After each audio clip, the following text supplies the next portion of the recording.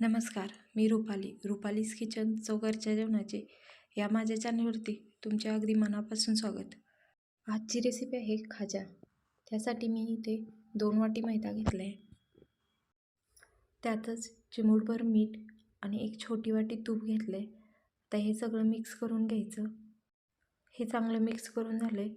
आता त्यात थोडं थोडं पाणी घालून एक गोळा मळून घ्यायचा. मी इथे 200 मिलीचा कप वापरला आहे. यातील थोडंच पाणी मी यूज करणार आहे. तर हा गोळा आपला तयार झाला आहे. एक 10 मिनटं त्याला ठेवून द्यायचं साईडला. 10 मिनटानंतर त्याचे गोल गोळे बनवून घ्यायचे. इथे मी 6 गोळे तयार केलेत. आता त्याच गोळ्याच्या थोडंसं पीठ लावून पोळ्या लाटून घ्यायच्या. आपण चपाती बनवतो त्या पद्धतीने, फक्त याला घडी नाही घालायची. आता मी ह्या सगळ्या पोळ्या तयार करून घेतल्यात. तर त्यातीलच एक पोळी घ्यायची आणि ती पळपोटावर ठेवायची किंवा ताटावर ठेवली तरी चालेल. त्याच्यावर तूप लावायचं, थोडं थोडं पीठ टाकायचं आणि त्याच्यावर दुसरी पोळी टाकायची. ती पण प्रोसेस अशीच करायची. अशा 3 पोळ्या करायच्या आणि हलक्या हाताने रोल करून घ्यायचा, जसा की मी व्हिडिओमध्ये दाखवलं आहे त्या पद्धतीने. आता हा माझा रोल तयार झाला आहे.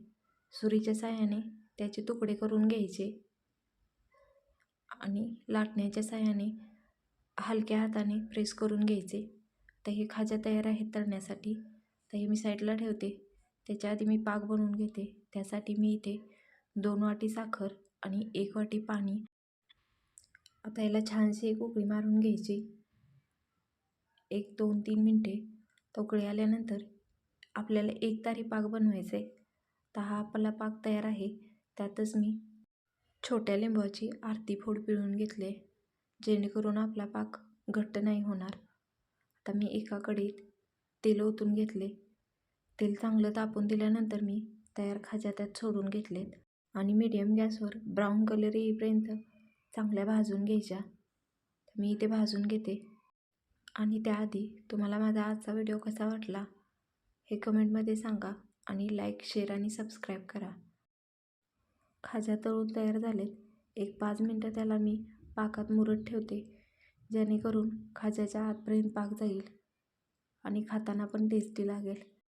तुम्ही पण एकदा नक्की ट्राय करून बघा आणि कमेंटमध्ये सांगा. पूर्ण व्हिडिओ बघितल्याबद्दल धन्यवाद.